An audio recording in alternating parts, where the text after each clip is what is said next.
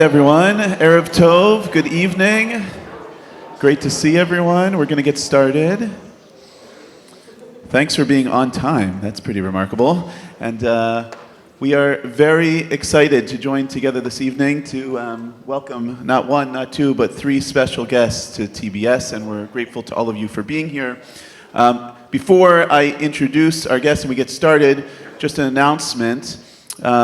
For our teens, but we'll say this for the adults too. We're going to ask that everyone please put their cell phones away and are fully present for this conversation that we're going to have, the learning that we're going to do, and the dialogue that we're going to have an opportunity to have together. I want to welcome everyone to the latest installment of our series Beyond October 7th, Contemporary Challenges Facing Israel and World Jewry, in partnership with the JCRC and generously sponsored by Brad and Gigi Schwartz. We're incredibly grateful to Brad and Gigi for making this program and other programs possible. And our program tonight is a conversation. It's a conversation that's going to be based on this book, Young Zionist Voices, A New Generation Speaks Out. One of the reasons why it was very important to us, and we're grateful that our Kesher teens are with us tonight, as we think that this book and the essays in this book and the conversation we're going to have tonight certainly speaks to our teens, but will hopefully speak to everyone. I want to introduce first David Hazony, who is the editor of the book. David is an award-winning editor, translator, and author, and director and Steinhardt Senior Fellow at the Z3 Institute, which he's going to share more about in just a moment. His newest work is this book that we're talking about tonight, Young Zionist Voices, which brings together the next generation of impassioned Jewish leaders. His 2023 collection, Jewish Priorities, which we studied and worked with for our community Beit Midrash last year. It's entitled Jewish Priorities, 65 Proposals for the Future of Our People. And that book brings together a remarkable array of new essays from across the Jewish world. He's the former editor-in-chief of the journal Azur and was the founding editor of thetower.org. His book, The Ten Commandments, was a finalist for the National Jewish Book Award, and his translation of Yuri Bar Joseph's The Angel was winner of the National Jewish Book Award. He has edited two previous anthologies entitled Essential Essays on Judaism by Eliezer Berkovitz, and with Yoram Hazony and Michael Oren, an anthology entitled New Essays on Zionism. He has a PhD in Jewish philosophy from Hebrew University, and he lives in Jerusalem, and we are honored to welcome David here with us this evening. Welcome, David. Thank you. Thank you so much. Can you hear me okay? Good, thanks. So we're going to introduce Sadie and Issy more formally when we turn to them in a couple of minutes. I want to start with you, David, as the editor of the book. So just tell us a bit more about yourself, tell us more about Z3, and what inspired you specifically to compile these essays into this book? So, wow, I could go on. My connection to Z3 began in the context of publishing this book, Jewish Priorities. I felt like I was doing something really big.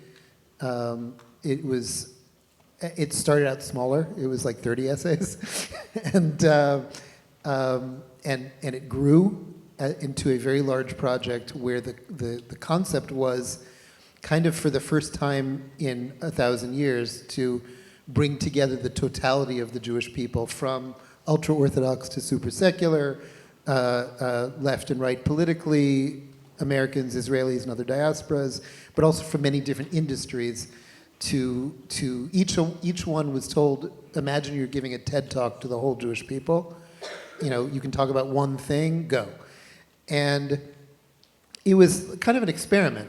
Would it be possible to convince these writers, who would never necessarily sit on a panel together, to appear in the same book? And the way I got them all together, because people keep asking me, how did you get these people to be in the same book? And I said, it was really simple. I didn't tell them who else was in the book. And oddly enough, it worked. What I didn't take into account was that the publication date of that book was set for October 24th, 2023. And I didn't understand that by the time the book came out, the entire world would turn upside down. So I set up a whole bunch of launch events. I thought it would be really cool to do like a whole, here in Philadelphia at the Weitzman Museum, we did a full day festival set up and a 9-speaker event at the Stryker Center in New York. And Z3 was on my radar because I knew that they held these really amazing conferences out in Palo Alto, out on the West Coast, in the Bay Area, which is not kind of where you expect big Jewish things happening coming out of Silicon Valley. Then October 7th hit. And I live in Jerusalem. I experienced it as an Israeli.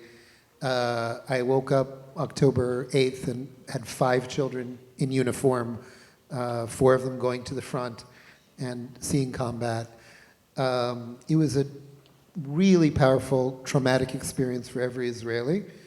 One in which the younger generation really suddenly took the leadership role and proved to us older folks that our country was in good hands and that there was just such a tremendous passion. And then when you're in the middle of a crazy trauma, you have to also do practical things. It doesn't matter how bad things get, you still have to, you still have to feed your kids and get them ready for school. And in my case, I had to get ready for this trip to America to launch this book that I had no idea if anybody would ever even want to. And it turned out that every single event that we had planned took place. Every single venue said, we want to do this. Our Jewish community needs to come together, and this is a perfect opportunity. So I got on a plane on October 19th. I came here to Philadelphia and got to see firsthand what American Jews were going through. And what I discovered was that it was, on the one hand, very similar in its depth of the trauma, but on the other hand, American Jews were, and I'm talking about like institutions and big philanthropists that I met, there was a sense of paralysis. People were scared. People didn't know what had happened, what was coming. And those who mobilized at all mobilized for Israel. And I thought, well, thanks, that's really important and incredibly helpful, but the war's coming here. And if you don't mobilize for your own communities and for your own kids, you're going to be unprepared by what's about to happen. The one place where I saw American Jews actually mobilizing to fight anti-Semitism here, and we're talking about October, November, December of 2023, the one place I saw it was on campuses. I saw young people saying, we're not going to put up with this. We're Jews, we're proud, we're going to fight back. If they're violent, we'll defend ourselves if necessary.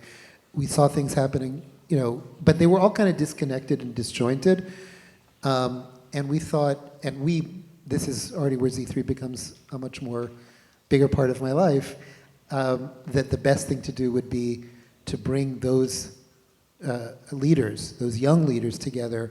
First of all, to send a signal to young people everywhere that there's a movement, that it's okay to fight back, and that you have backing from really powerful, engaged, dedicated, committed, creative young leaders. And second, to kind of send a message to the more established Jewish community, these kids are doing it without you. If you can support them or you can stay frozen, but they're going to fight. And it was really fascinating. What happened after that was that, and this is how I get involved in Z3, and I'm sorry if I'm going on, but Z3 was created, Z3 is short for Zionism 3.0. It was created as a conference out of the Palo Alto JCC, the Oshman family JCC of Palo Alto, by Zach Bodner, who's the CEO there. And it was really meant to be a unique experience where both Americans and Israelis can come together and actually talk about the hard issues. And that itself is already very impressive. They also have this whole leadership labs section where they bring in leaders from JCCs around the country and youth movements in other areas to kind of workshop how do we make our institutions more kind of proud and Zionist and willing to stand up and educated and willing to stand up for who we are and what we believe. what they created before I joined was this very impressive kind of public square, a new place for Jews to come together without commitments to specific religious denominations, without commitments to specific political affiliations, and to just talk and say what was on their minds and talk about Israel and talk about their Jewish identity. After October 7th, something very fundamental shifted. After October 7th, and it's still going on today, you see a Jewish community, and I'm saying this from the outside, I see a Jewish community that it's like a glitch in the Matrix. For those of you from a very narrow generation, that happens to be mine, who saw the movie The Matrix and knows what I'm talking about, but kind of this sense that something fundamental is off. Off not just about anti-Semitism, but off about the ability of Jewish institutions and the organization of Jewish life to meet the moment. Now, for those of you who haven't been around as long as I have, Jewish institutions, communal life, denominations in America are almost across the board institutions that have been around for a long time. And it's almost like they reflect, there was this clash of ideas 100 years ago, so there are institutions that reflect that. And then there was another clash 80 years ago, and so there are more institutions. And it's been a while since American Jewish life has really kind of rethought how it should be structured, how should communities work, who's in charge of the spiritual side, who's in charge of education, where do the schools sit? All of these questions are now in play, and they go as far as religion as well. Okay, the sense that many synagogues are seeing a drop in attendance that started with COVID but never really fully caught up. There's a sense that something needs to change, but we don't know where to go. We don't know what. And so Z3 brought me in as a kind of I had experience with think tanks and with writers to start bringing in new ideas, fresh faces, to really kind of rethink the entirety of Jewish life from soup to nuts. And so we started putting out some books. Young Zionist Voices is the first one. I brought this as a prop, because it just came out last week. Self-Defense, a Jewish Manifesto by Benjamin Kirstein, which goes into the questions of spiritual and physical self-defense. We have more books coming out very soon. Our conference that we just held in Palo Alto on November 9th had 1,500 people. And it had just as many people at the end of the day as at the beginning. It was very intense and very moving, and we had a great performance by Miriam Masika at the end. And now there are 8 more Z3 conferences happening this year across America, including one in Philadelphia, San Diego, Tucson, and it's kind of spreading this idea of it's time for a new conversation, new ideas, and especially new people to bring into the mix. So that's why I brought together Young Zionist Voices, and that's what Z3 is. And y'all should come to the one in Philadelphia. Great. Thanks, David. So I want to pick up on this idea of you being brought in to Z3 to sort of think about how to bring new voices, new people, new ideas to the table, to the discussion, and how this book was sort of born out of that, this Young Zionist Voices. And in the foreword to the book, Elon Levy, who was he's the former Israeli government spokesperson who was the spokesperson when the October 7th war started. He uses a term to talk about the voices that you bring and the authors of the essays in the book. He says they're Gen Zionists. So talk a little bit about these new voices. What is a Gen Zionist? Who are the people that you've brought to the table, and what are some of these ideas that they've brought forward? Well, again, this flows out of what I described, which was that for a long time, older people have seen younger people, actually forever, since time immemorial, older people have seen younger people as not getting it, problematic, ignorant, whatever. But in our time, we all often spoke of the TikTok generation of kids don't have attention spans and they don't have the core, experiences that we went through. And everything that happened after October 7th proved them wrong. Both in Israel and in the diaspora, we saw a tremendous power and a tremendous spirit in many places among young people. And to the point that their parents are like, well, I didn't give them that. Where'd they get it? Where'd that come from? So I think that's what he's getting at, that there's really something very powerful and amazing in this generation, a creative spirit that we older people didn't know was there. But yeah, I mean, does that answer? Okay. So from these Gen Z's, Gen Zionist voices, and the essays that they wrote, for those who have not read the essays yet, hopefully everyone's done their homework, but for those who have not read yet and are going to start reading tonight when you go home, talk about some of the themes that came out of these essays. What were some of the recurrent themes that you saw, ideas that kept coming up in these essays? So this was the most interesting thing, was that, like, I grew up not far from here in Princeton.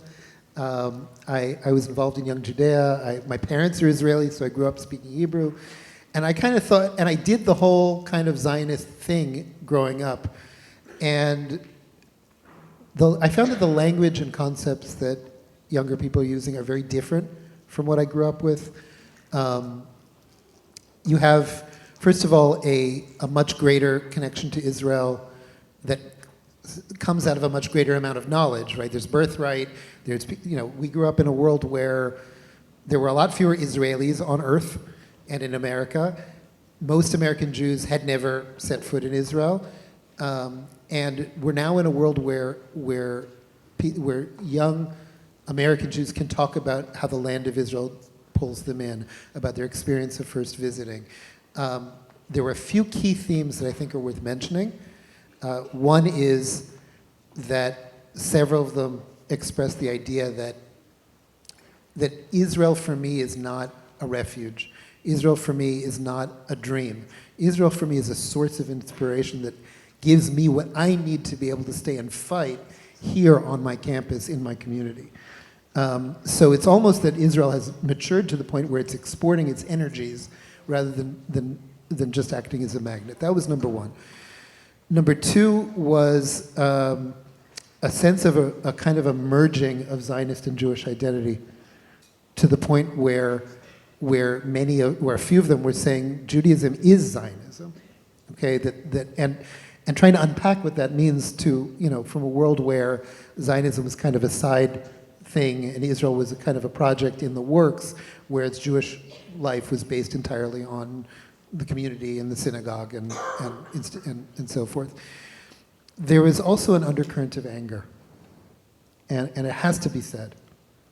And when I first expressed this to a reporter at the local Bay Area newspaper, and I said, there's an undercurrent of anger here, and she literally said to me, maybe you don't want to use that word.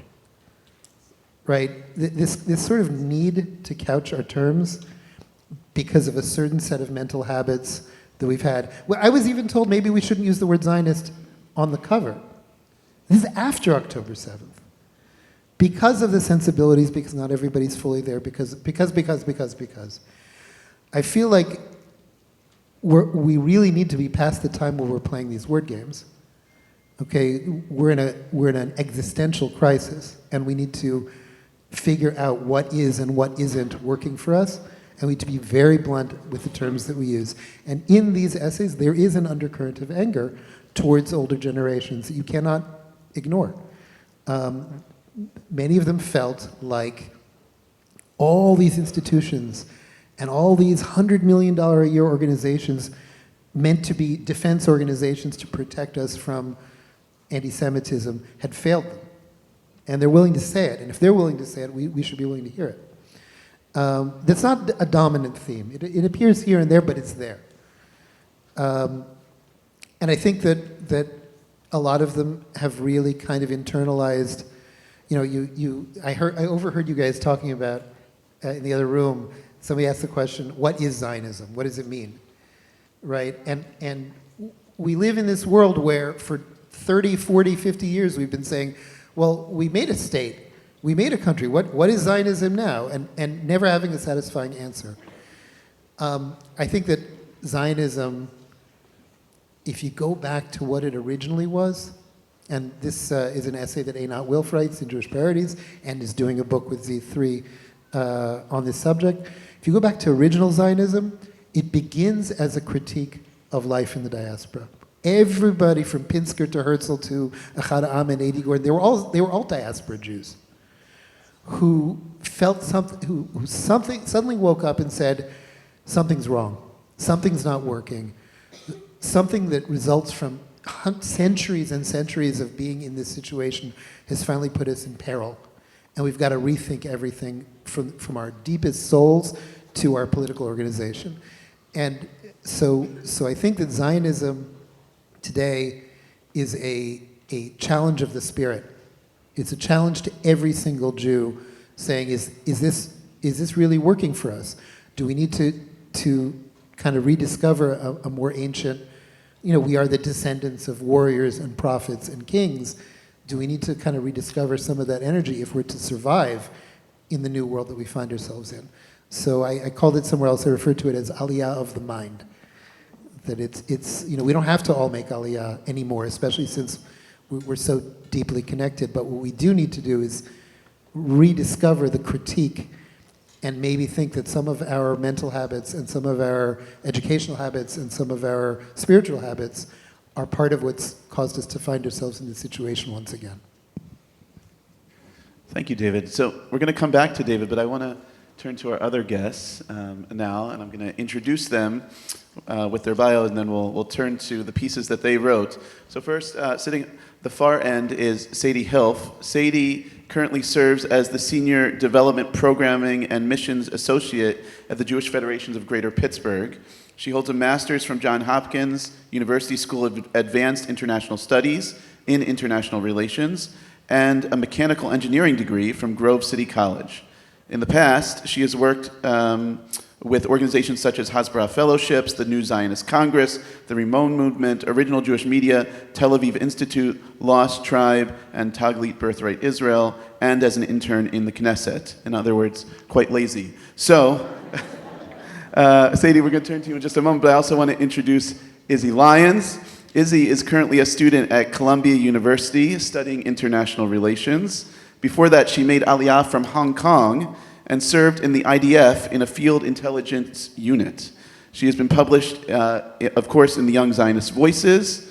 She's also been published in Sources, the Hartman Journal of Jewish Ideas, the Jerusalem Post, and most recently in a poetry anthology entitled Before, During, and After.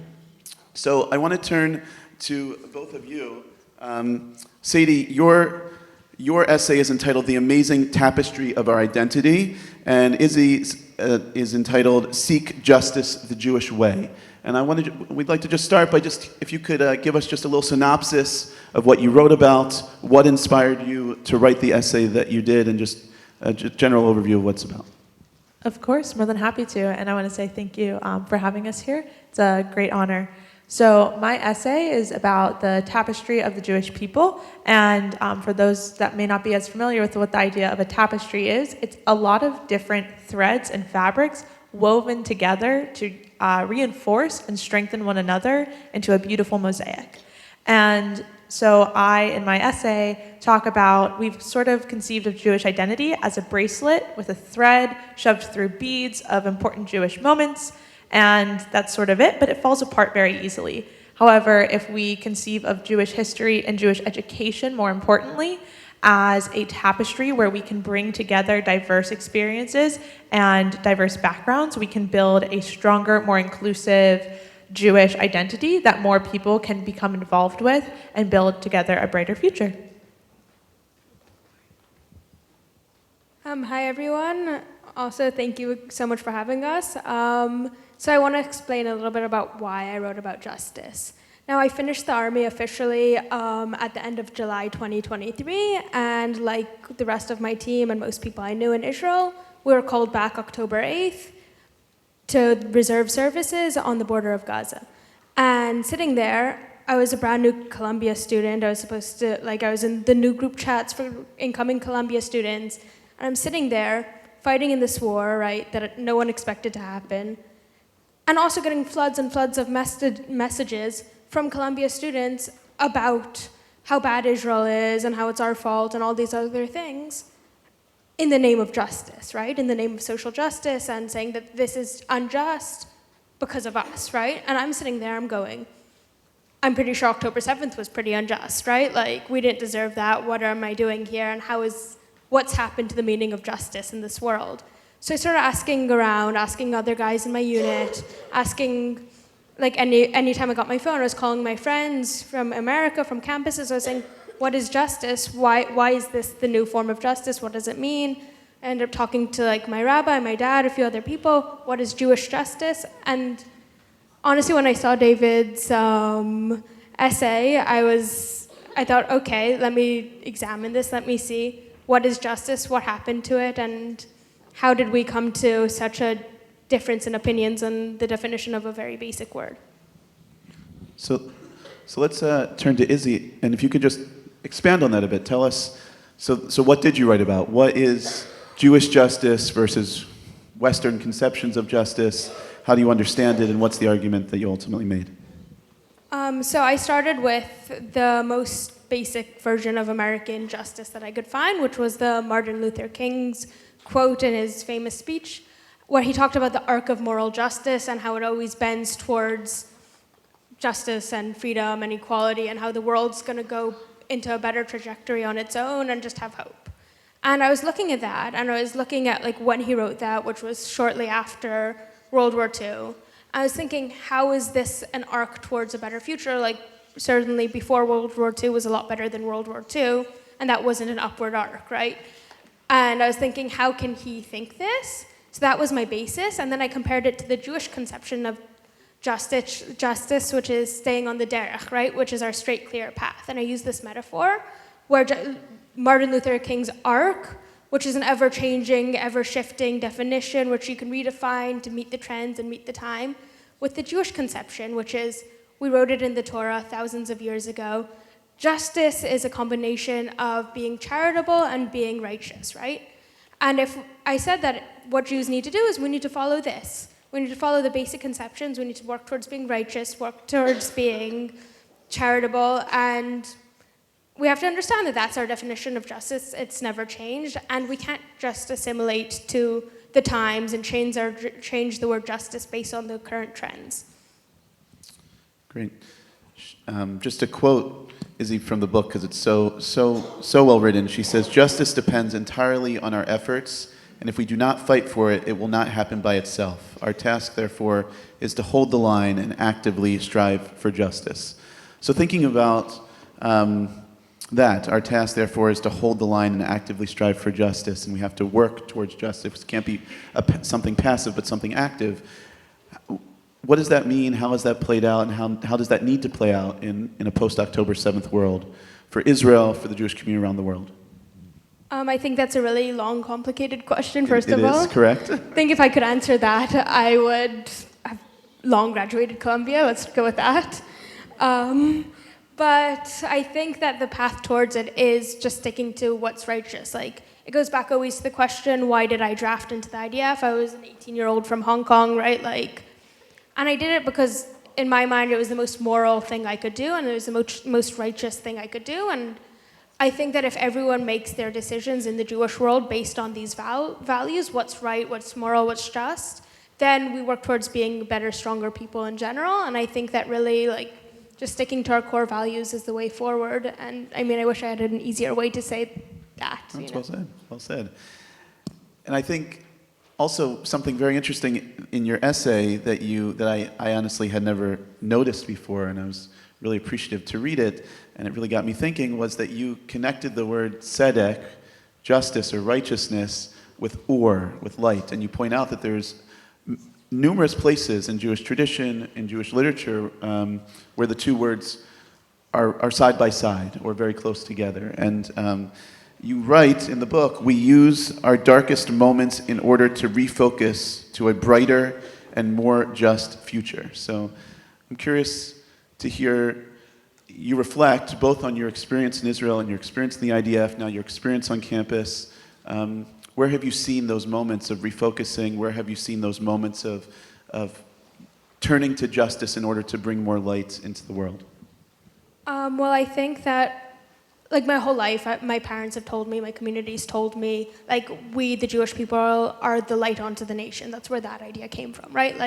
we have to work towards being the light. We have to always give this light, right? And even after October 7th, like, as I was going to my unit to join, the first thing my mom said was, remember, we're the light onto the nation. We're here. We need to, like, bring this Jewish joy back as much as we need to fight our enemies, right? And I think that that had such a deep impact on me, because I think that Jewish joy and Jewish righteousness and being the better person is such a core value of who we are.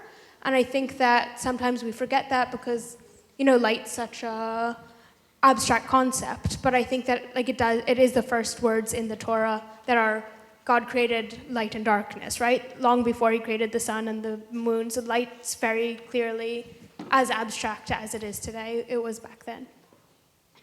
Thank you. Thank you. So we'll turn to Sadie for a moment, and then we're going to ask a couple questions together. So Sadie, I want to turn back to this idea of the tapestry that you write about, and sort of weaving this thread of Jewish identity and tapestry that's created through it.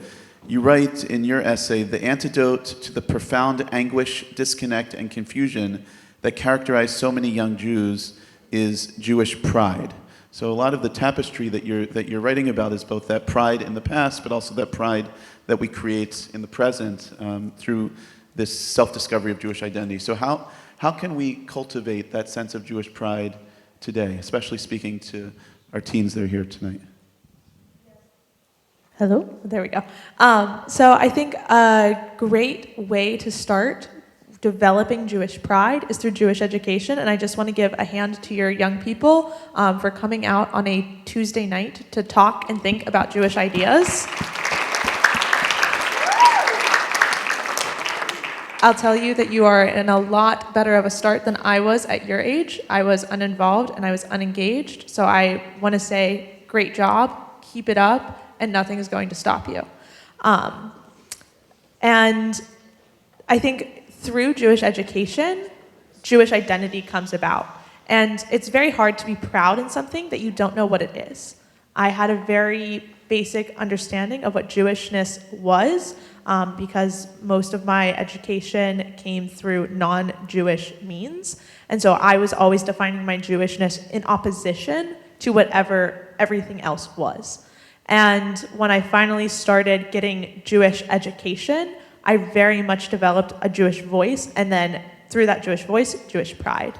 And one of the things that I've worked through my young career in doing is to bring Jewish pride to other people by trying to inspire others. And my most recent venture is that I will be beginning my road to Miss America on this Saturday. I'll be competing in the local Miss America competition.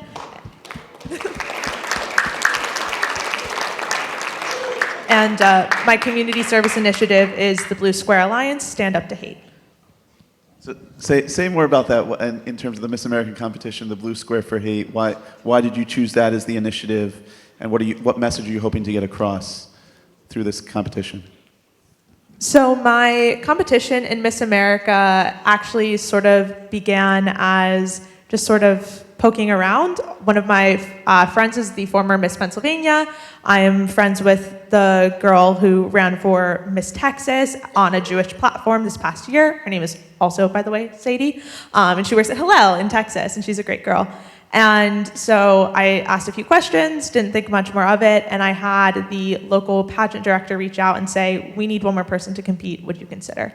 And I asked, can my platform be about fighting anti-Semitism, or is that something that you won't allow? And she said, no, I think that's great. You're from Pittsburgh, you were born and raised there. There's more and more hate coming in Pennsylvania right now. I think this is a great opportunity.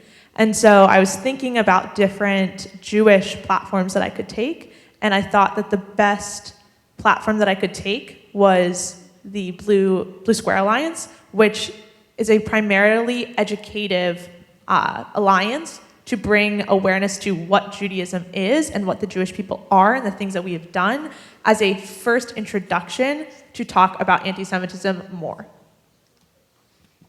It's amazing, and I think it's a great lesson for our students, but really for all of us.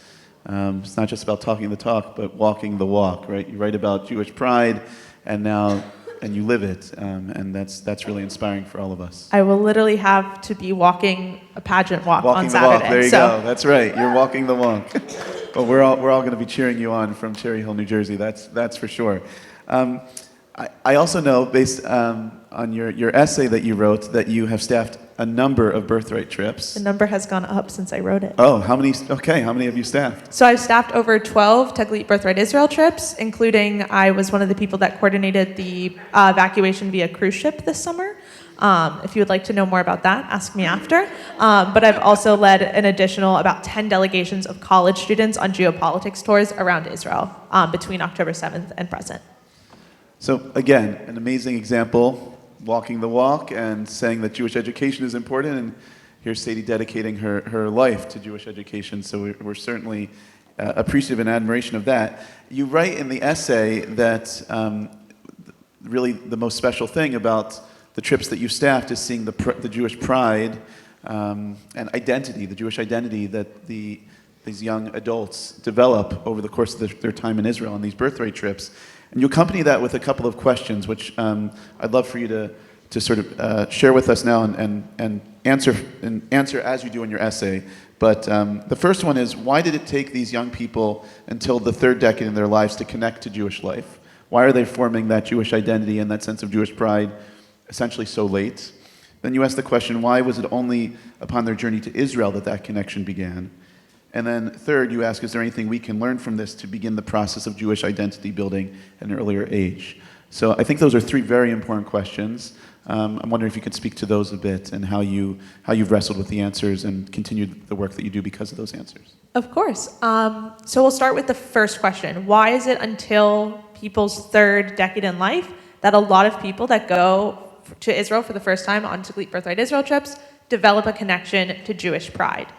I believe, and as I put forward in my essay, is that it is because it is the first time that they are allowed to ask fully questions of their Jewish identity and be fully embraced by a Jewish system. When we think about our lives here in America, you guys probably all had to miss school because of the holidays, right? Yeah. So that's something that you miss out on, versus in Israel, you're not missing out on school. The holidays are part of the rhythm of life. And so it creates a very different type of awareness of who you are as a Jew and what Judaism can look like for you.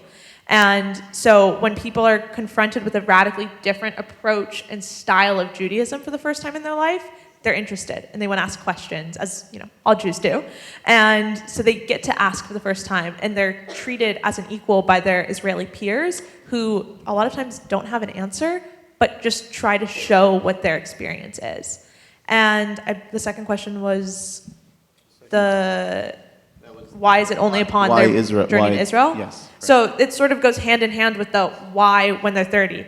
I've talked with a ton more people since writing this essay, and I find that a lot of people that go to Israel when they're younger develop this connection younger. If you go on an 8th grade trip to Israel, which some of you may or may not have done, will do, you'll probably develop a connection to Israel then.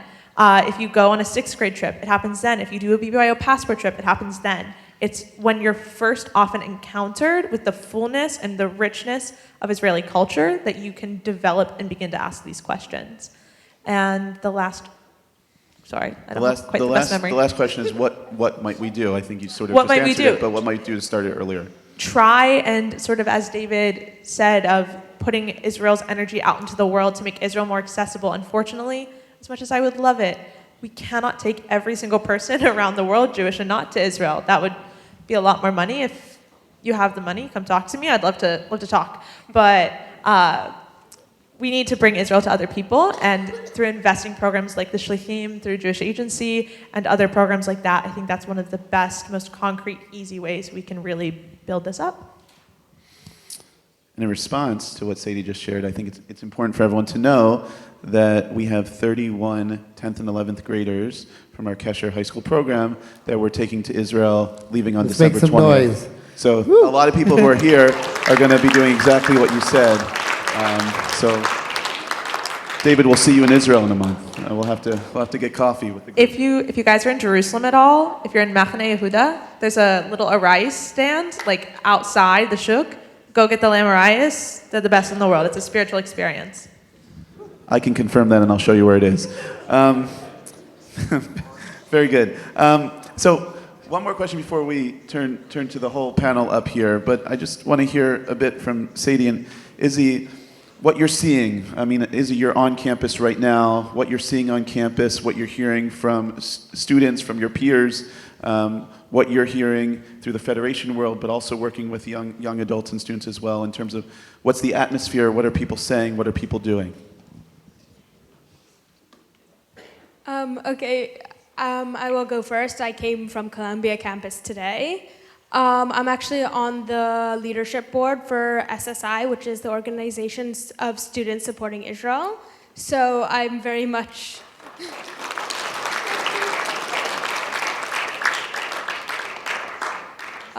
so people are aware that I am Israeli. It's no secret on campus. But I have to say, we've brought a lot of speakers since I joined the leadership board. We had Yosef Hadad, if you've heard of him, yesterday. We had a lot of other speakers in the past year. We do tabling events, like where we put our Israeli flags out and we say, come talk to us, ask us anything. Like last week we had one where we put up a sign that said, Israel is the only democracy in the Middle East, like come talk to us. And we had a lot of people talk to us. But what I want to talk about is the most meaningful project we've done, if that's okay. Is on October 7th, we put down 1,200 chairs, one in memory of every victim of October 7th, on the main lawn where the Columbia encampments that I'm sure you guys all saw were for the last 2 years. So we filled that whole lawn with a memorial for October 7th. And of course, we had security and everything just in case, but we let people walk in, walk through, look at the faces of each person. We had a little candle and a flower, and some people had paragraphs about them. And it was a super meaningful project. But actually, the most surprising thing about it is I was standing there, and they told me and the other former combat soldiers to stand there and be ready just in case, like there was some fear factor. But standing there, I had about 20 different students come up to me and say, what is this? What is this, how the war started? And I had such meaningful dialogue with all these Columbia students, Ivy League students, I might add, who had no idea how this war started, right? And they're like, oh, wait, that's why Israel went into Gaza? Oh, wait, that's terrible. And these questions, like, A, show that there's still room for meaningful dialogue with people who don't necessarily support us, and B, show us that there's a changing face on campus, and it's a lot less volatile than it was after the 7th, and people are really just less extreme and more willing to learn and hear. And so for everyone here, don't be scared. Like, you guys are good.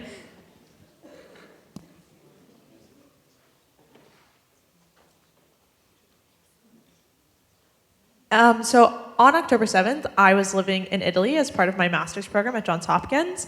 And the Italians it's actually not the Italians. The city I happened to be living in was about 50% Palestinian refugees, because Italy is the easiest country to get a student visa for, and the town I was in happened to be the largest university in Europe. So that experience, maybe reconsider studying abroad in Bologna, but everywhere else in Italy is great. But when I went back to campus in the States, the attitude was very inquisitive. People had a lot of questions, and we ended up being able to organize from Johns Hopkins Masters in International Relations is considered one of the top 2 schools in the world for what we do. And we were able to organize a trip to Israel with the top school in the world, Georgetown, and we took about 40 people this past summer to Israel, right before the war with Iran, and engaged them on the topics of Israel, antisemitism, the conflict, because these were people that were going to be working, some of them now work in senators' offices, at the UN, and all these other important organizations. And it just so happens that one of the boys that went on the trip that was not anti-Israel, but was definitely not pro-Israel, just accepted a job offer to work at Deloitte in Tel Aviv because of his experience on the trip. And so I do want to encourage you, things might not change fast, but they do change. People are very curious and very interested. And so the best advice I can give you is to get educated. You're doing a great job here and now, but keep learning, keep asking questions, because you'll be better prepared. And through the Federation, I can tell you that Pittsburgh, which is the site of the deadliest attack against American Jews since ever, The Pittsburgh Jewish community in particular, and its young people, is very strong. We just had a happy hour last week, and over 80 people showed up that had never been engaged by the Federation before.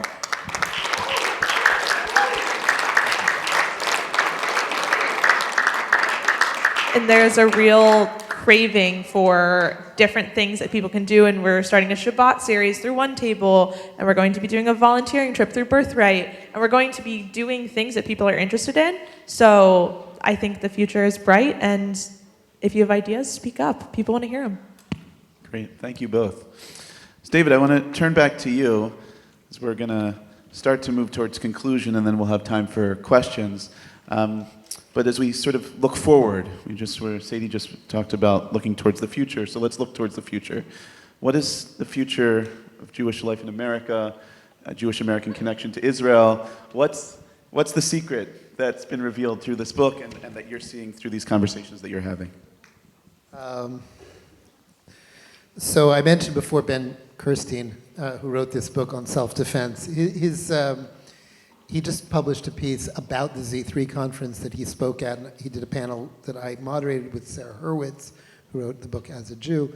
And he just wrote this piece, published I think yesterday, about how Z3 conference had this like really positive vibe and everyone's really excited, and yet there was this undercurrent that he had never experienced before of, inside conversations, and we even discussed it tonight, questioning, does the American Jewish community even have a future?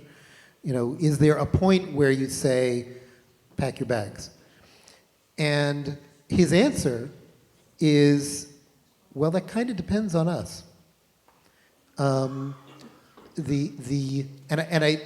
He's talking in particular about self-defense, about organizing the community to actually fight legally in all, by all legal means necessary. But I really do believe that the American Jewish community is unique in how profound its connection is to the rest of America, in its ability to influence things, in its ability to organize, in its resources, in its the depth of its connection to Israel. It has Israel that, in past diasporas didn't have such a thing. And I think that American Jews have it in their power to have an impact on what their future looks like. But for that to happen, they have to want it. They have to decide, we're going to learn, we're going to connect, we're going to fight, we're going to organize, we're going to figure out who we are, and we're not going to give an inch of the tremendous ground that we've gained in equality and in our position in the country. And we're going to find allies, because it's very tempting to say, well, we had all these allies, we had all these alliances, and they all stabbed us in the back. They weren't there when we needed them. And it's very tempting to say, okay, maybe we're just alone. And that's certainly how Israelis felt on October 7th. It's how a lot of American Jews feel. I don't think it's necessarily true. It doesn't match the polling I'm seeing. It doesn't match a lot of pushback that you're seeing on both the left and the right against their anti-Semitic components. These things take some time and some energy, and it begins with every single Jew saying, I am a Jew, I stand, I do not move, and I will spend my energy and time, first of all, learning who I am, learning what that means, what is this 3,000-year story that I'm a part of, and really having the confidence to say, this community is not reaching its end. There was this essay by Franklin Foer, if I'm not mistaken, who wrote about kind of the end of the golden age of American Jewry. I think it's the end of something, but I think that every major crisis is an opportunity for renewal. It doesn't mean the renewal happens, but it is an opportunity. And the question that every organized Jewish community, every individual needs to ask is, how am I going to be the renewal of Jewish life? What do I need to do? Somebody asked, we need answers. You guys keep asking questions, we need answers. And I said to them, look, all I can do is ask that question, but you are the answer, right? It's what you do, it's what you say, it's what you think, it's what you spend your time on, it's who you decide you're going to reach out to, to build yourself as a strong, proud, educated, active Jew. And if you have 6 million American Jews who are energized and engaged and proud, that the answer to what happens in America to Jews is going to be very different than if we all just say, okay, smelling around the room, okay, maybe it's time to go, bye. How we look at things affects the outcomes. So I think that certainly is a message of hope in a way, because it points the finger to all, it points at all of us. Hope is the message of hope. Right, hope is the message of hope. You hope it's the message of hope, which is actually in the afterword of the book. Zach Bodner, who David mentioned before, who's the CEO of JCC in Palo Alto, but he's also the founder of Z3. He writes the following, which I was really struck by, and I think picks up on what you just said. He said, "The words of these Zionists overflow with not just optimism but hope. And there's a difference between the two. As Rabbi Jonathan Sachs teaches us, optimism is essentially a passive emotion, while hope is active. It takes little courage to be an optimist, but a great deal to have hope. And these young Maccabees," referring to the authors of these essays, "are nothing if not courageous. Indeed, through their activism, they are defining the term Jewish courage for a new generation, and that should give us all hope." So I think that certainly resonated with me. I hope it resonates with you as well. Certainly what you've shared tonight from the Bima gives us hope and also shines that light that we were talking about on each of us to take the message forward and figure out how we are going to ensure that Jewish survival in America and continue to be supporters of Israel and Zionists. So I want to pause here for some questions. We have an opportunity for questions. We have a couple of mics, so Rabbi Peltz and I will walk around with microphones. Just a reminder about, oh wow, that's what happens when you're tall. Just a reminder, I would have fallen on my face. Just a reminder about questions. When we ask a question, we keep it to a question. We try to keep it short. It results in an uptick of our voice at the end of the sentence. But we hope that you'll have some questions so we can engage in dialogue for our panelists, for our guests tonight.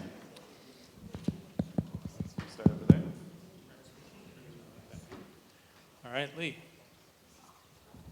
I have a question for Issy. How soon after October 7th did you start getting the anti-Israel comments? Well, I'm going to be super honest. I was in combat intelligence, so as soon as I went in, I didn't have my phone for great periods of time. But I think that the first messages, I didn't scroll through all of them, there were a lot. But I think the first ones were around October 9th, 10th, but I was already without my phone until mid-November for the majority of the time, so I can't give you an exact answer. Just to see whether the anti-Israel sentiment built on the devastation in Gaza as opposed to an immediate reaction, which would make it seem more anti-Semitic. Yeah, actually, we didn't go into Gaza. We didn't fully go into Gaza until October 20th. So I think it was very much a reaction of anti-Israel sentiment. And I can also attest to messages I got when I was in 2021 in Shomer HaChamot. There was another barrage of around 2,000 missiles from Gaza into Israel, right as I was finishing advanced training. And I was still in training on the training base. I was already getting messages saying things about me and things about who I was and what it meant to be an Israeli soldier that were very unpleasant. And that was years before this war, right? Good. Other questions? Yeah. Sorry. I have a question for Izzy and Sadie. So I know you're both very young. How did you get yourself out there? You've had very successful careers and lives so far. How did you get yourself out there in order to get those successful careers? I was very lucky that I went on Birthright Israel. I was the last trip basically that ran before COVID. And my madricha, my trip leader, was very active in the community and I looked up to her. And so when everything went online for COVID, I asked her, what can I do? How can I get involved? And luckily, everything was at my fingertips. And so I just started saying yes. I think the best thing you can do is say yes to opportunities that present themselves and just take them as they come and see where you end up. I ended up working in the Knesset because of it, and it was a lot of fun, and I can't wait to see what I say yes to next. All right, question over here. Oh, wait. Issy was going to answer that question too. Sure, sorry, my apologies. I just wanted to add to that. For me, all my success is rooted in my passions, and I really do encourage people sticking with what they know and they love. I'm very passionate about writing, and I actually have to say, in basic training, I was writing just for myself, little stories, little moments. And I ended up sending one to a family friend who ended up showing it to someone who worked at the Jerusalem Post, and that's how I got my first article in the Jerusalem Post. So it was just do what you love, be the best at it you can be, and you'll get there. Hi. I think you even mentioned that they didn't want you to use the word Zionism. What can we do to get the word Zionism back? The word anti-Zionism has become almost a code word by people to be anti-Semitic. The word Zionism, people think means apartheid and all these ridiculous statements. And of course, I push back and people push back. What do you think we can do? I feel like they're trying to, the words, it's been used so negatively by so many people. What can we do to get it back? Because it should just mean our existence, right? Look, I'll say my feeling on the subject. You start by slapping it on the cover of your book. Okay. Thank you.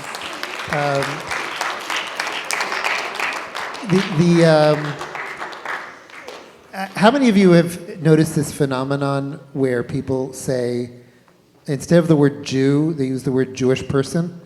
I mean, we all, a lot of, I'm not talking about just any Semites. I think we internalize the anti-Semitic critique. We're afraid to say I am a Jew because it sounds vaguely anti-Semitic to us. And the problem is that this is the strategy of anti-Semitism. It's to slowly take away our identity piece by piece. Make us say, well, we're not that, we're this. And maybe we're something in between because we want to be liked. And we find it very stressful when people, for no reason at all, seem to dislike us. So we end up giving away what Enoch Wilf calls a pound of flesh and another pound of flesh. And the problem is that is their strategy. That is their goal, okay, is to take away who we are piece by piece. So I kind of feel like if you think anti-Semites think that Jews don't ever wear sombreros, then I'm going to wear a sombrero just to prove you wrong, even if it has nothing to do with being Jewish. Because I'm going to do it on purpose. Because I don't want you to take away my right to wear a sombrero, even if I never would have worn one. But I'm just using that as maybe it's a bad example because of the whole government shutdown thing. But I forgot. Now I know why I was thinking about it. But seriously, nobody has the right to take anything from us. Nobody has the right to take away our name, our words, our sense of who we are. We've been around for 3,000 years. Okay, and we're going to be around for another 3,000 years, way after all of these faddish hatreds have passed from this earth. So, if I want to be a Hebrew, I'm a Hebrew. If I want to be an Israelite, I'm an Israelite. If I want to be a Jew, I'm a Jew. And if I want to be a Zionist, I'm a Zionist. And I don't care what these loser Pakistani bots on Twitter are automatically generated to say. I just don't care. And I have a message for people, and they have a message for people. And guess what? A lot of you have messages for people. And we just need to be out there and wear it with pride.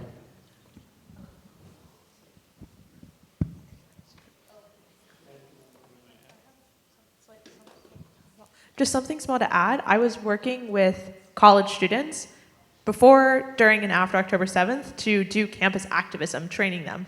And one of the things that I taught them was ask questions. Whenever someone tells you something, don't answer, ask them follow-up questions. And one of the things that I was also personally doing as a graduate student at the time was people would say to me, well, I'm not a Zionist, I'm blah, blah, blah. And I would say, what do you think Zionism means? And oftentimes they would just freeze and look at me terrified because they weren't sure what it meant either. And I had a lot of really good, rich conversations with people that are now influencing American foreign policy and aid deals about what Zionism meant to me. Because to me, Zionism was the only successful indigenous people's liberation movement. And if that's what Zionism is, being anti that, doesn't really fit with a lot of their values. And they saw me be consistent on the topic and continue to engage and ask questions even when it was uncomfortable. And that helped them now also identify as Zionist and realize that it's not some dirty word. I think they both said it very well. I just wanted to really emphasize David's point of being unapologetic, right? Like the second we start apologizing for who we are is the second we've lost our identity. So I think we're Zionists, we're proud to be Zionists, and that's it. Okay, question over here.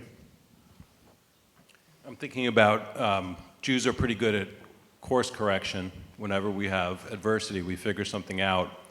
I think of the Israelis. They started out as socialists for 30 years, and then they figured out that didn't work, and now they're free market, and everybody thinks of startup nation.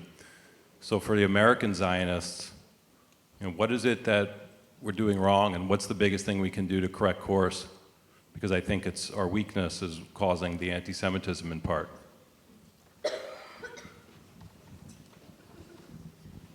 Well, if I had to pick one thing, like one magic pill that really could make a very big difference in American Jewish life, that would be to get fluent in Hebrew. Okay, what Hebrew language does is it gives you access to another 6 million Jews, 7 million Jews who are creating an amazing culture. And you mentioned Startup Nation. I'm kind of more partial to the arts, the music, the literature, the movies, the TV shows. Stand-up comedy is like the hardest thing on earth to translate. Okay, and if you don't know Hebrew and haven't been following, you're just not going to get the best of Israeli comedy. Like you can have subtitles, but you won't get the reference. There's just so much going on. And for the last decade, I've seen an increase in American Jewish cultural awareness of Israel. A lot more institutions are having Israeli music, Israeli food, Israeli art. It's happening, but it's happening slowly and it's happening through translation. You want a single thing that will change fundamentally the nature of that relationship? Mass Hebrew language education. Another question here from another one of our catcher students. Do you remember how you reacted to finding out about October 7th? Just to all the authors in general.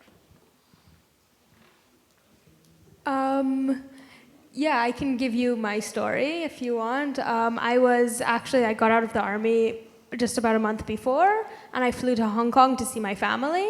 And I was with them for the Chagim. We were at shul, we were at synagogue it was Simchat Torah. We come home and my family's Shomer Shabbat, so my phone was supposed to be off. I had a special setting on my phone in the army so that my commanders could call even if my phone was off for Shabbat. And my phone's ringing and ringing and ringing. We'd just gotten home.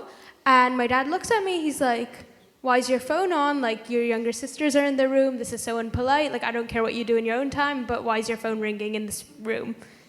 And I'm like, it's not my phone. My phone's off. Like, of course. We go back and forth. Finally, I'm just turning off my phone. I see 30 missed calls from my officers and commanders. And so I answer one, and I answer, and it was Ben, who is my personal officer, and he was a very close friend of mine. And I'm like, Ben, I'm in Hong Kong. I'll be back in Israel next week, and we can get coffee. And he's like, no, check the news. You're coming back tonight. I'm like, no, I'm coming back next week. We just discussed this. Goodbye. This is rude. It's a chag. Leave me alone. We go back and forth. I check the news. I was on a flight that night. I was back in Miluim the next morning, in reserves the next morning. I found out about what was happening in Israel because I received a phone call from a relative living in Israel asking where I was, because me and some of my friends from graduate school, they wanted to go see Israel, and we were living in Italy. We found $30 round trip Ryanair flights to Tel Aviv, and so we booked them and we were going to go. Our flight was scheduled for October 6th, and just by sheer luck, Ryanair planes, I don't know if anyone's ever had the privilege, discomfort, whatever you might want to call it, of flying on a Ryanair plane. our plane was canceled because it had mechanical issues, which was very lucky because we were going in town in part to see what was the Tamar Festival, which is on Masada, which is a week-long music festival. We had tickets, and one of our friends had messaged us, hey, there's a party happening the night you land, let's go. It's near Gaza. And I said, sure, let's go. I told my mom, she freaked out. It turned out that the tickets for the party that we had bought was the Nova party. We ended up obviously not making it because our flight was canceled, and they had told us to come back to the airport the next morning. We would get on a flight and we'd go to Israel. Obviously, the flight was canceled. But that's how I found out, was a phone call asking where I was and if someone needed to come get in a car with a gun and come find me and my friends to rescue us. And thankfully, I wasn't there, but one of my friends from grad school, she wasn't so lucky. 5 of her family members and their family dog was taken hostage on October 7th. And thankfully, they're all back now, including the dog. The dog made it through. And the 2 men were rescued by the IDF. They were the first hostages, not the first, the February 2024 hostages rescued by the IDF. So. We were woken up at 7 o'clock in the morning by sirens. I'm in Jerusalem, it's not near Gaza, of incoming missiles.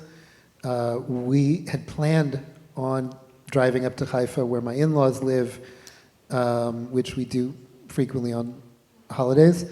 And we had to make a quick call, and we decided, you know what? Something's going on. There's something happening down in Gaza, some missiles. Let's get in the car and go anyway. We drove up to Haifa the entire ride. We have the news on. We're hearing the reports coming in. We see police, police roadblocks, machsumim, roadblocks, checkpoints all along the main Highway 6, which is like the superhighway of Israel. We see a lot of military vehicles running around. We know, and it's an hour-and-a-half drive, and over the course of that drive, we become more and more aware of the depth and the magnitude. It took time, right? Like the first report that maybe 100 people had been killed sounded crazy, right? There had never been a terror attack where 100 people were killed. And then the numbers were growing and growing over the course of the day. And I started, reaching out to my kids, found out that they're all called up. My son in tanks was called up, who lives right in the Gaza envelope region, in a place called Kfar Maimon, which was not attacked. He was called up to go up north because all the tanks were sent up north to deter Hezbollah from joining. And he later found out that he had actually driven through Hamas-controlled territory in Israel, because Hamas captured territory in Israel for a few days. And he had driven through that territory not knowing that it was a tremendous risk to his life. And only afterwards did he realize, and only later, significantly later, did he tell me, because I would have freaked out. There are a lot of stories I'm sure my kids haven't told me. Stories from combat, stories from that day. And one day they will, but I'm perfectly happy not to know just yet. Hi. Question is, feels like we're in a war of misinformation, and so what do you think is the best source of unbiased information, accurate information to help us, to arm us with facts, and also, to present in a way that will be most well received by the other side of the war of misinformation? So, what's the best source of information?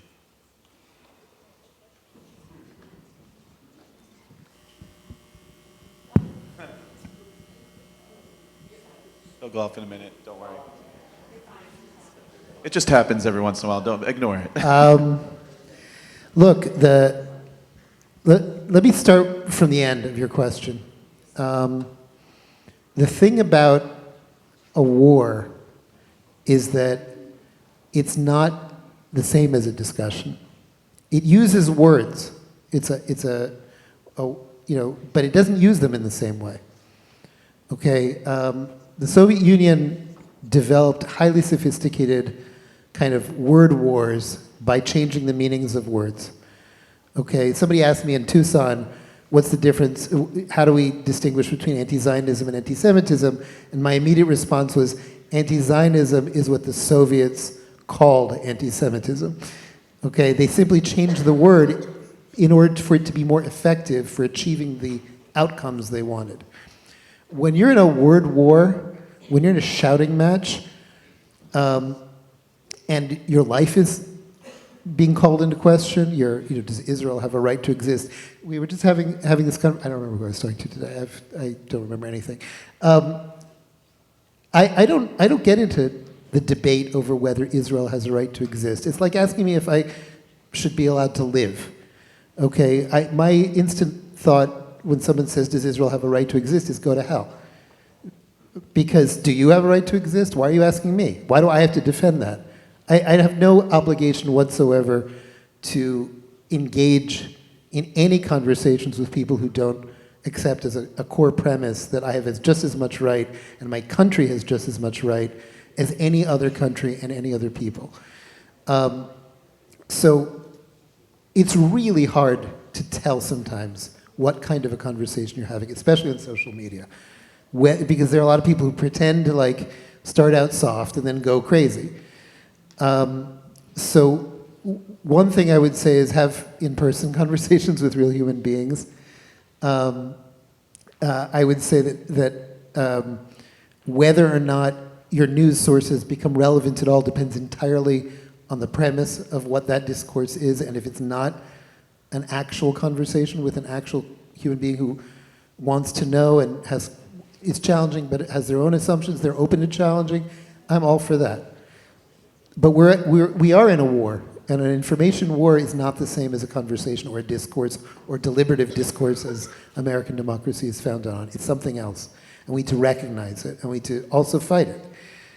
In terms of sources of information, it's hard because many news sources that used to be reliable have revealed themselves to be skewed.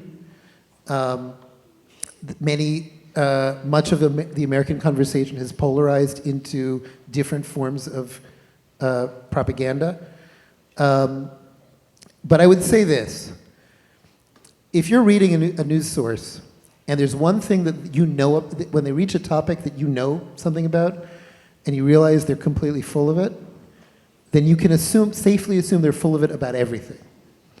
And I don't know if you feel that way about Fox or the New York Times or whatever, but the whole production of news is very, very difficult to trust on the one hand. On the other hand, you have to get news from somewhere. You have to get information from somewhere. So I would say seek out a multiplicity of sources. When it comes to Israel news, start with Israeli sources because they're real journalists. Israel is a place where real journalism still exists. I think in America too, in certain pockets.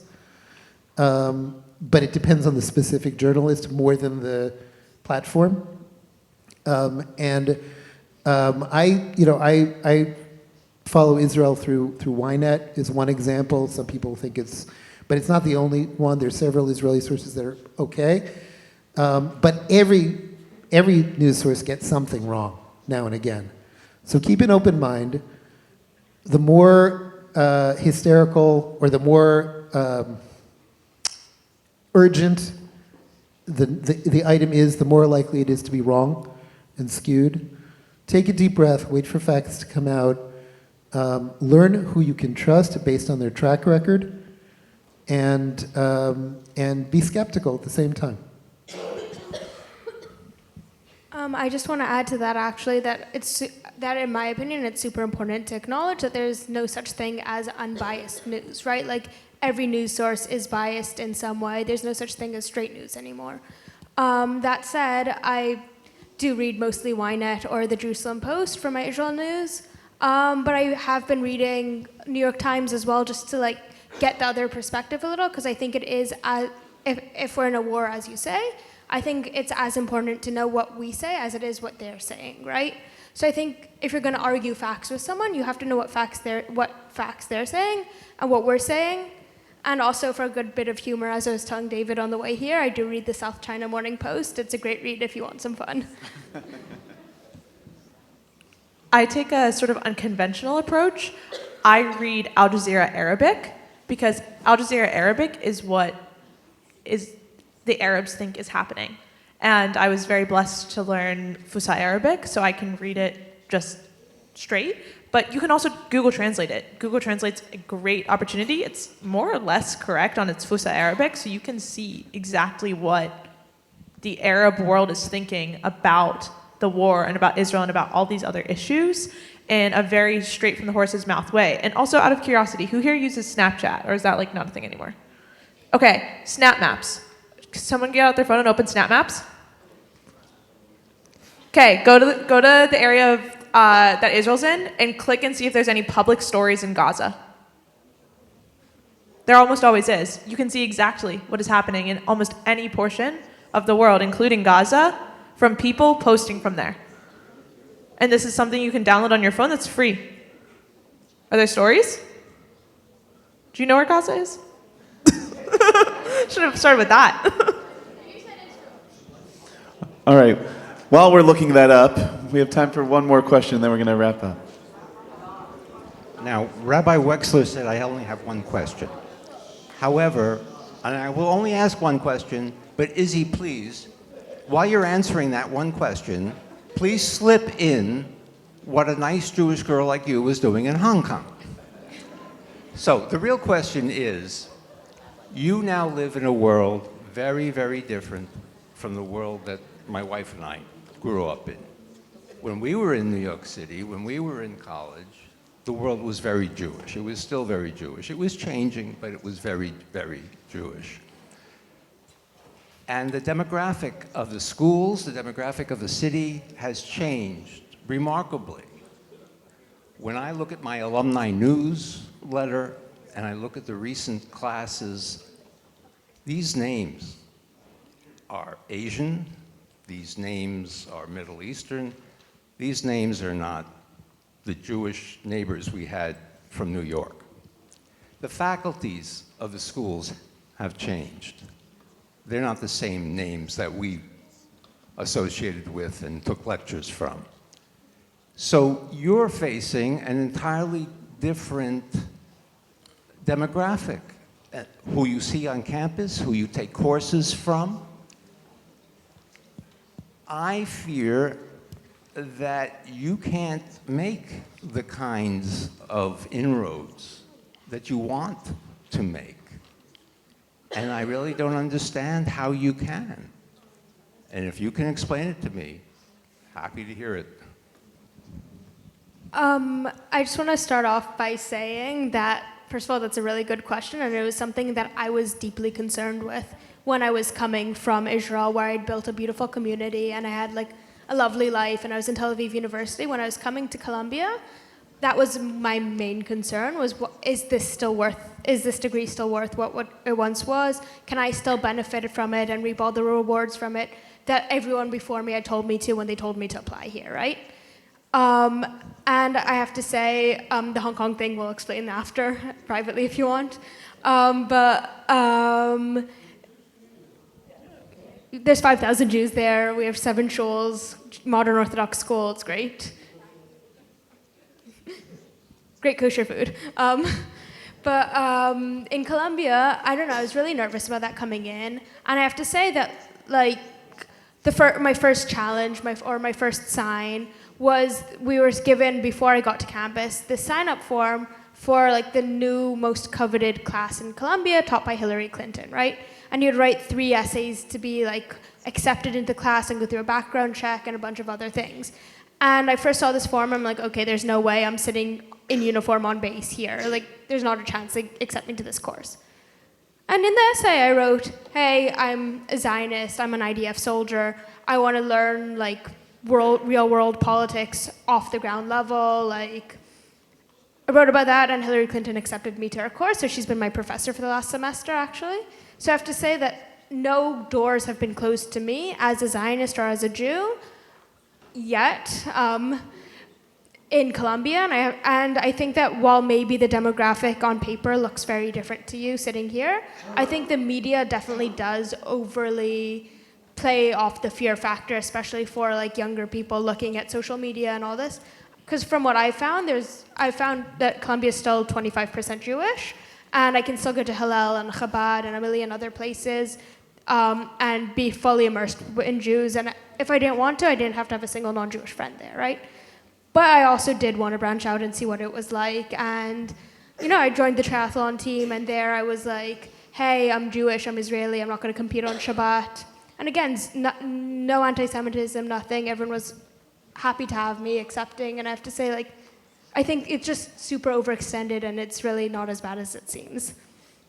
So I think that's a great note to conclude on, that message of hope for today and for our future. I want to thank David and Issy and Sadie so much for joining us tonight.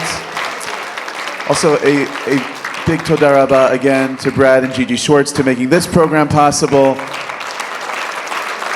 David mentioned several names. Einat Wilf was here with us this past fall, and coming up on February 10th, Dara Horn and Sarah Horowitz are going to be here with us in conversation with Rabbi Peltz, right on the bima here. So we hope that you'll join us on February 10th at 7 p.m. for the next program in the series. Just a note that if you'd like to purchase David's book, it's on sale in the sanctuary lobby. For all the teens, we want to thank you for being here tonight and for participating in our conversation. There is a special dessert waiting for you in the lobby as you leave the building in just a moment. And for everyone else who is here, you're invited to join us for a reception in the Friedman Social Hall. Thank you, everyone. Have a wonderful night.